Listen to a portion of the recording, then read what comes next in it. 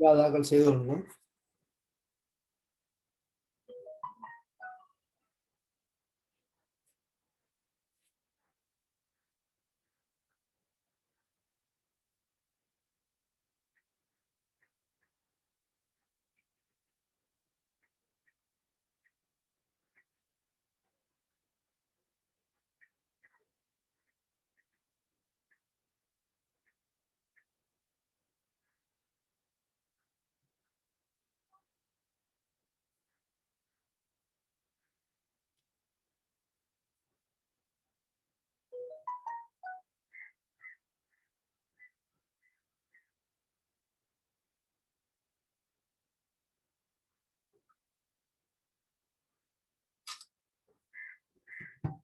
சரி, அடுத்த கேள்வியை பார்ப்போம்.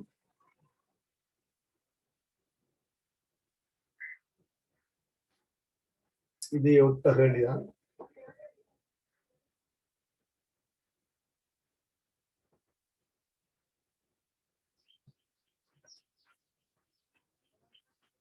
பாருங்க, மூன்றாவது கேள்வி எழுதிக் கொள்ளுவோம். திணிவுப்படி திணிவுப்படி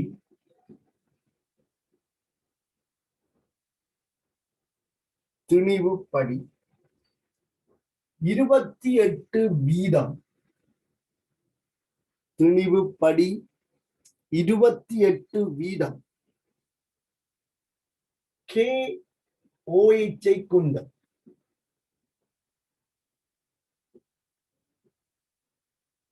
KOH கொண்ட நீர்க்கரைசல் ஒன்றின் அடர்த்தி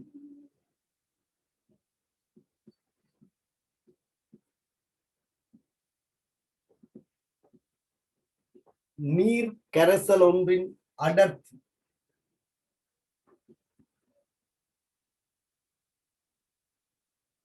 1.25 கிராம் சென்டிமீட்டர் -3 எனில் 1.25 கிராம் சென்டிமீட்டர் -3 எனில்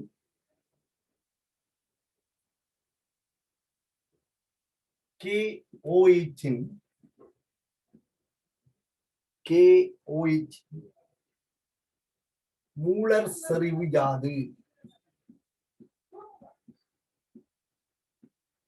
KOH மூலர் செறிவு யாது?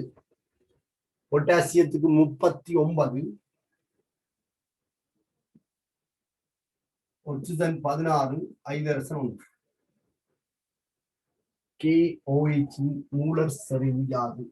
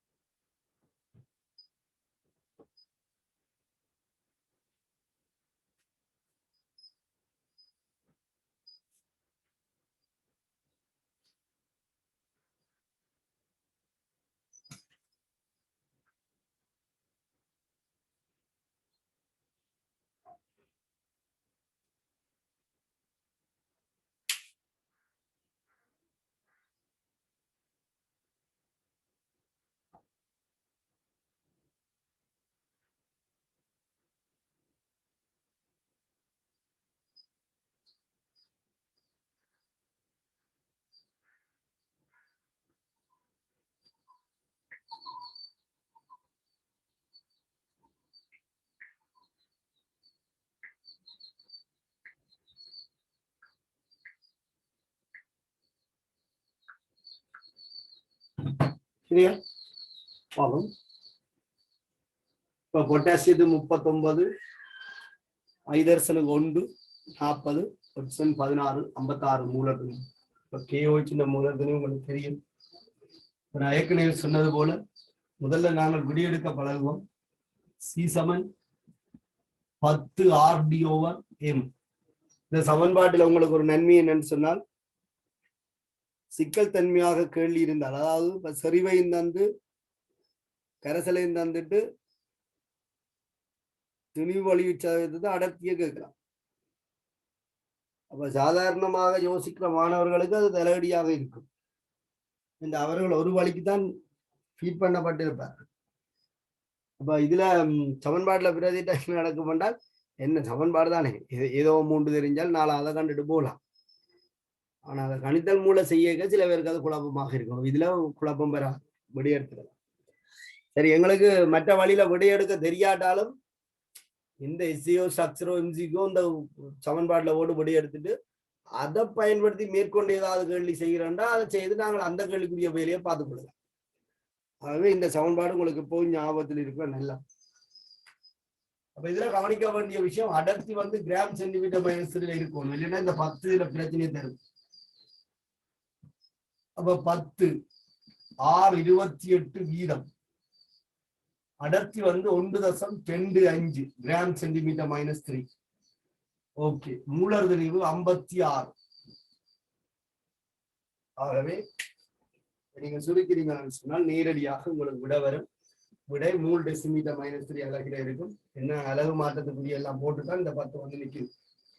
இதை சுருக்கும் போது 6.25 3 டெசிமீட்டர் -3 ஆகும்.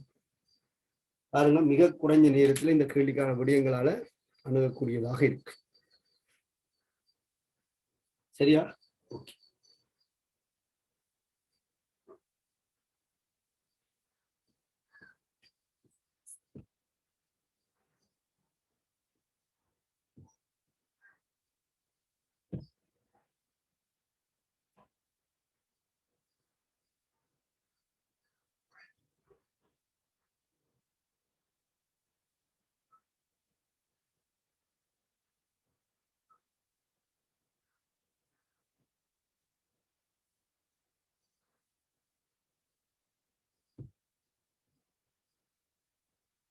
சரி, இதுல பாருங்க, இதே கேள்விதானே நீங்கள் பலமையா செய்கிற மாதிரி செய்யலாம். இதை மற்ற ஒரு முறையில செய்யறாங்க. உங்களுக்கு கரைசல் கனவளவை 1 டெசிமீட்டர் கனமாக எடுத்துக்கொள்ளும். 1000 சென்டிமீட்டர் கனம், அதாவது 1 டெசிமீட்டர் கனம். அடர்த்தி சமன் திணிவின் கீழ் கனவளவு. அடர்த்திக்காக நீங்கள் போடுகிற திணிவு கரைசலின் திணிவு. ஆகவே அடர்த்தியில இருந்து நீங்கள் கணிக்கிற திணிவு கரைசல் திணிவு. இங்க அடர்த்தி உங்களுக்கு தரப்பட்டிருக்கு 1.25 கிராம் சென்டிமீட்டர் -3. இது எல்லாத்துக்கும் புள்ளிகள் வழங்கின ஸ்கீம் எல்லாம் இருக்கு. கரைசல் திணிவு கனவளவு 1000 சென்டிமீட்டர் கனம், அதாவது 1 டெசிமீட்டர் கனம். ஆகவே இந்த கரைசல் திணிவு 1250 கிராம் ஆக இருக்கு. 1 டெசிமீட்டர் கனம் கரைசல் என்று சொல்றதும் சரி, 1250 கிராம் கரைசல் என்று சொல்றதும் சரி. அது கனவளவு படி சொல்லப்படுது, இது திணிவு படி சொல்லப்படுது. ரெண்டும் ஒரே கரைசலை தான் கதைச்சிருக்கணும். கனவளவு 1000 சென்டிமீட்டர் கனம் அல்லது 1 டெசிமீட்டர் கனம், திணிவு 1250 கிராம். அப்ப இந்த 1 டெசிமீட்டர் கனம் கரைசல்ல இருக்கிற கரியத்தின் மூலான் மூலர் செறிவு. 1 டெசிமீட்டர் கனம் கரைசல்ல இருக்கிற கரைசலின் திணிவு 1250 கிராம். ஆகவே இந்த திணிவு வழி சதவீதத்தை நாங்கள் இனி அப்ளை பண்ணலாம். அப்ப திணிவு வழி சதவீதத்தின்படி 100 கிராம் கரைசலில்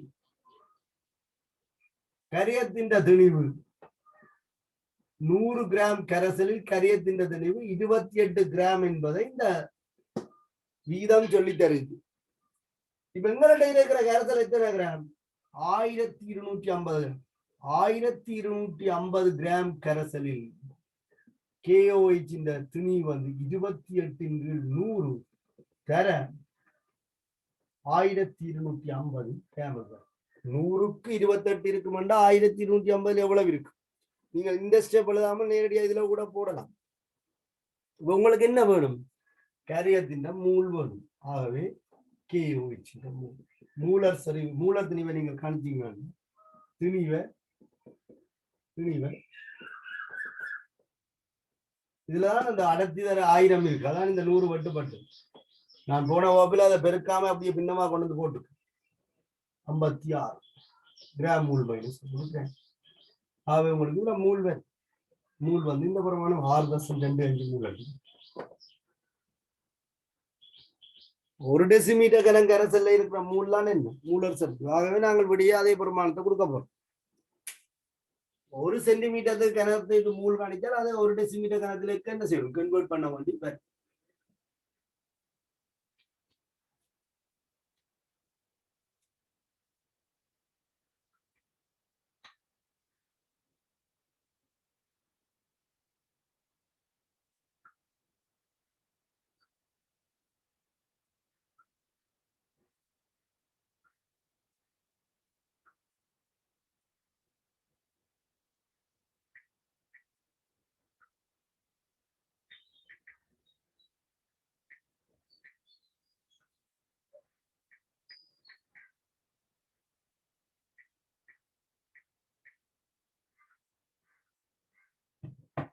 சரியா? அடுத்த வேண்டிய எழுதி பண்ணுங்க.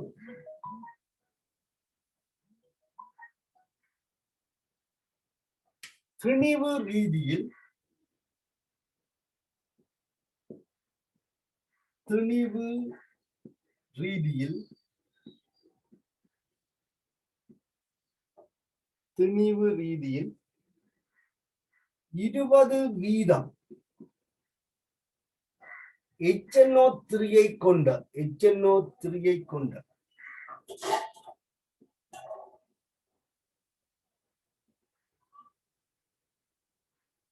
கரைசல் ஒன்றின் அடர்த்தி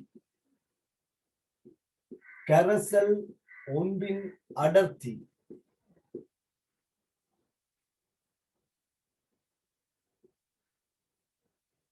கரைசல் ஒன்றின் அடர்த்தி 1.1 கிராம் சென்டிமீட்டர் -3.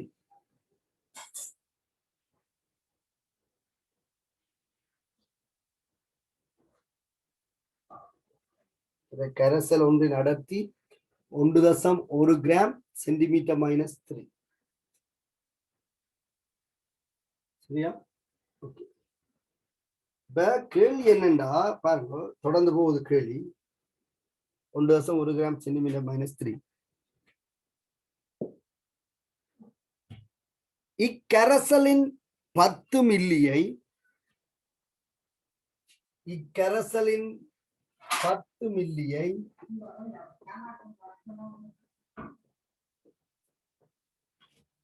இக்கரைசலின் 10 மில்லியை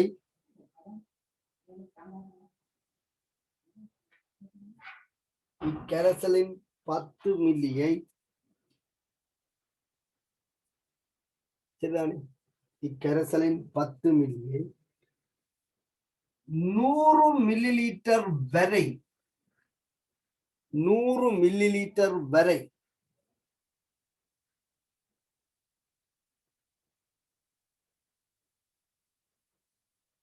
ஐதாக்கும் போது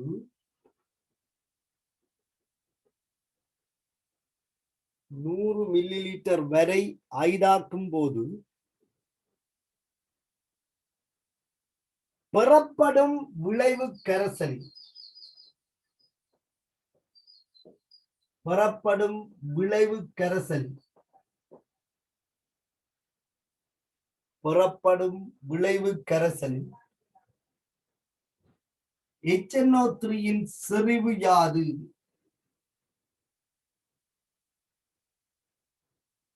HNO3 செறிவு யாது? பெறப்படும் விளைவு கரைசலில் HNO3 செறிவு யாது?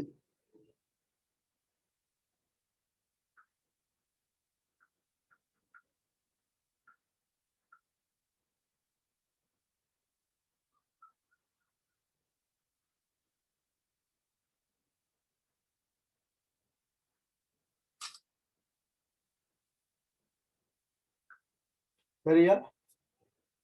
இதுல ஐதாக்கத்தையும் நான் சேர்த்திருக்கிறேன். ஆனால் கேட்க வேண்டிய ஒரு கேள்வி கேட்கப்படாமல் ஐதாக்கம் வந்திருக்கு. அதுக்கான விடைய நீங்க தான் கண்டுபிடிக்கணும்.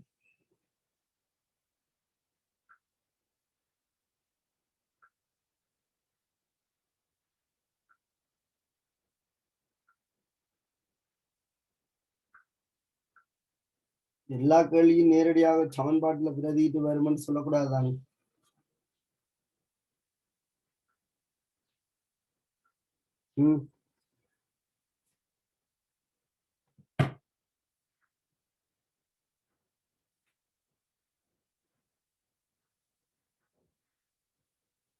இந்த கேள்வியை நீங்க அணுகைக்க முதல்ல என்ன செய்ய வேணும் என்று விளங்கிக் கொள்ளும்.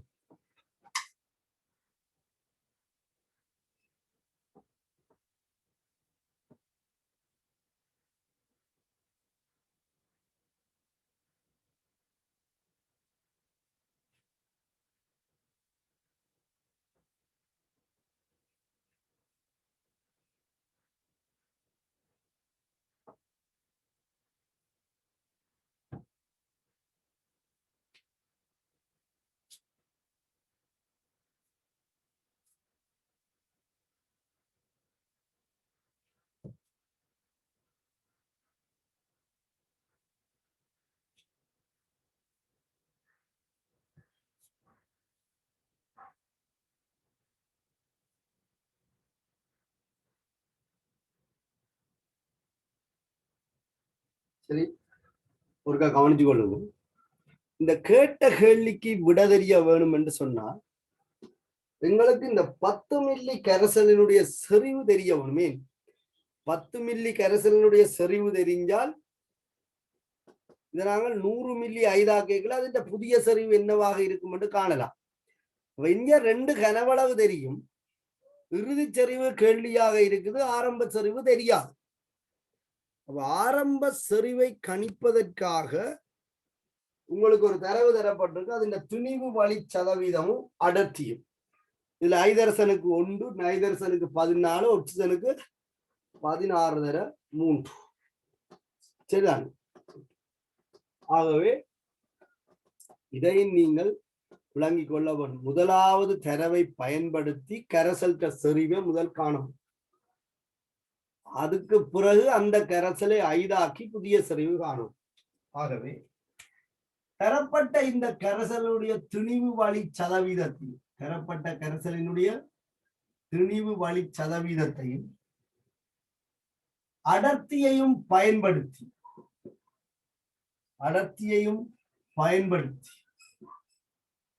நாங்கள் ஆரம்ப கரைசலுடைய மூலர் செறிவை காணும். ஏன் எனக்கு கணக்க வேலை இருக்கிறதால நான் இந்த வேலையை மட்டும் பார்த்துக்கொள்றேன், நீங்க இனி மற்ற 2 ஸ்டெப்லையும் செய்யும். அப்ப இந்த ஆரம்ப கரைசலுடைய செறிவு C1 எனக்கு தேவை, அதான் இதுல கணிக்கப்படும். அது காண்பதற்கான தரவுகள் தரப்பட்டிருக்கிறதால அதை பயன்படுத்தி நான் செறிவு கட்டாயம் கிராம் சென்டிமீட்டர் -3 இருக்கும். மூலர் செறிவு வந்து 48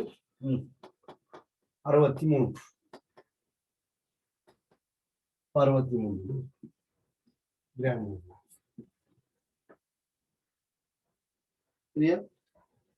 இதுல இருந்து நாங்கள் என்ன காணலாம்னு சொன்னால் HNO3 செறிவை காணலாம். HNO3 செறிவு தெரிஞ்சால் இப்ப இந்த ஐதாக்கள் தொடர்பு தான்.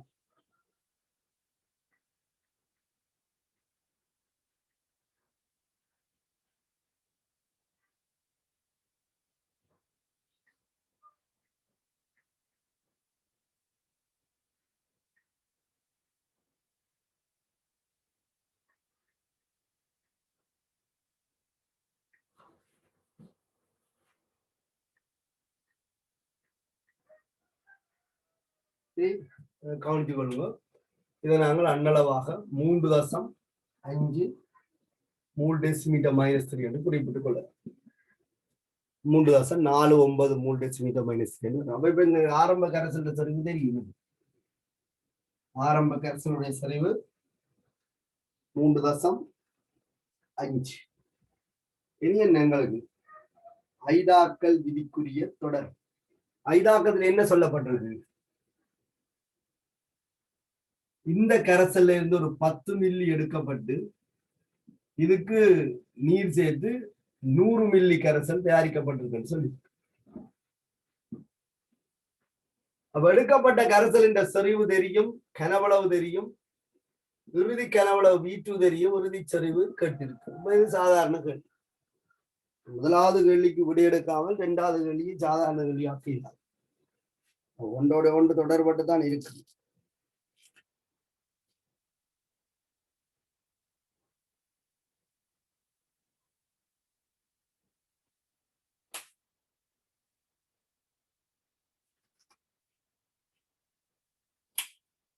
சரியா?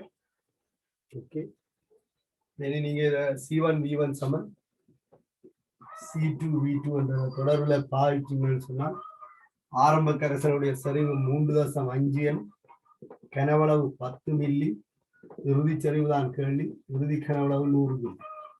ஆகவே C2 வந்து 0.35 மூல் டெசிமீட்டர் மைனஸ் 3 ஆகும். சரி, 0.35 மூல் டெசிமீட்டர் மைனஸ் 3 ஆக. சரியா?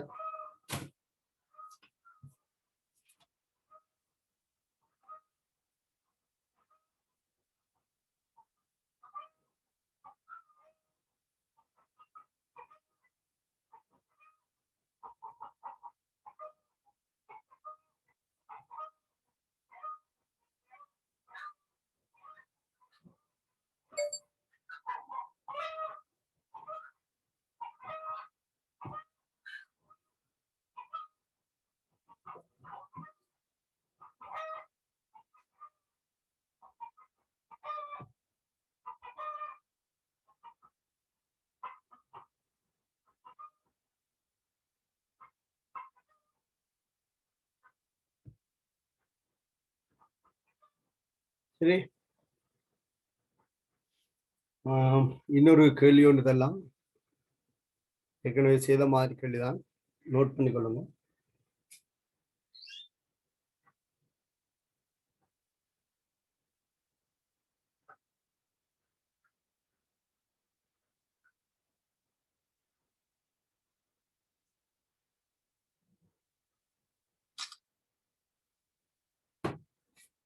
நினைக்கிறேன்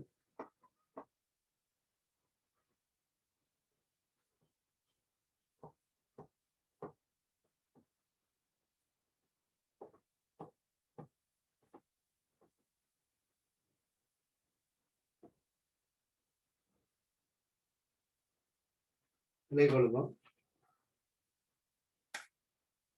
1.1 கிராம் சென்டிமீட்டர் மைனஸ் 3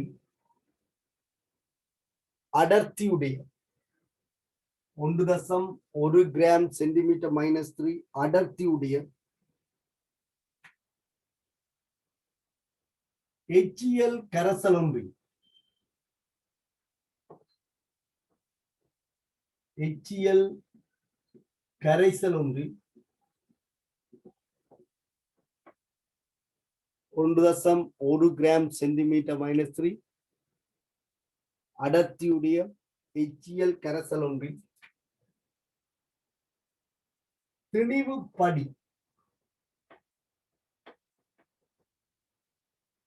36.5 வீதம் HCl உண்டு. 36.5 வீதம் HCl உண்டு.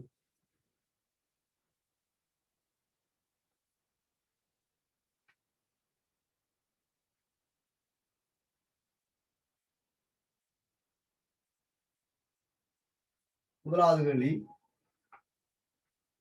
HCl இன் மூலர் செறிவு யாது? இதுல செறிவு யாது நாங்கள் இந்த கேள்வி தான் விடை கொடுக்க போறோம். HCl இன் மூலர் செறிவு யாது?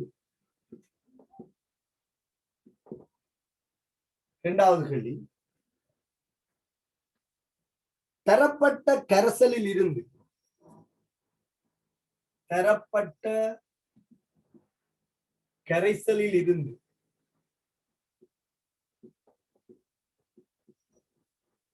தரப்பட்ட கரைசலில் இருந்து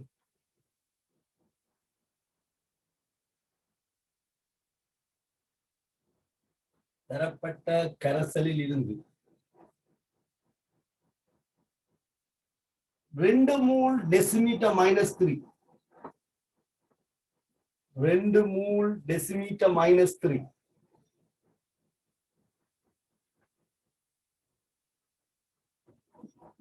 100 மில்லி HCl கரைசலை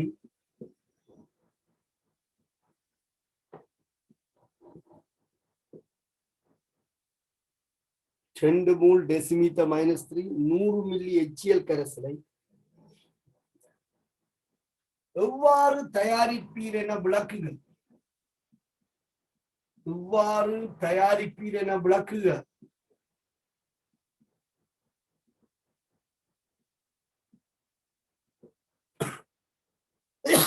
இவ்வாறு தயாரிப்பீர் என விளக்குக.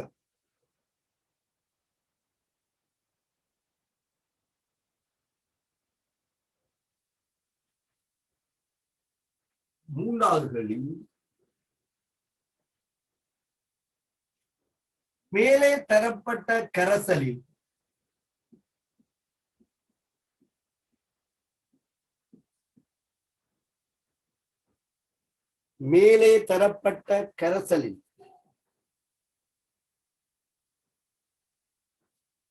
HCl இன்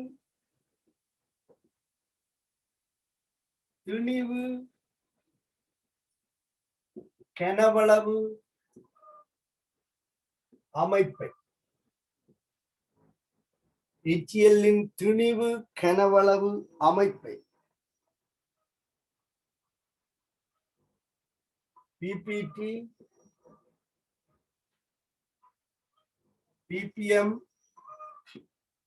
PPB ஆகியவற்றில் குறிப்பிடுக. ஆகியவற்றில் குறிப்பிடுக.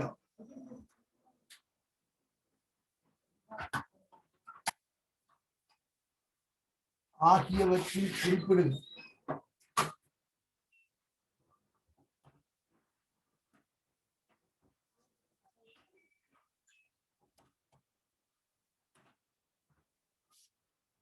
ஆகியவற்றில் குறிப்பிடுக.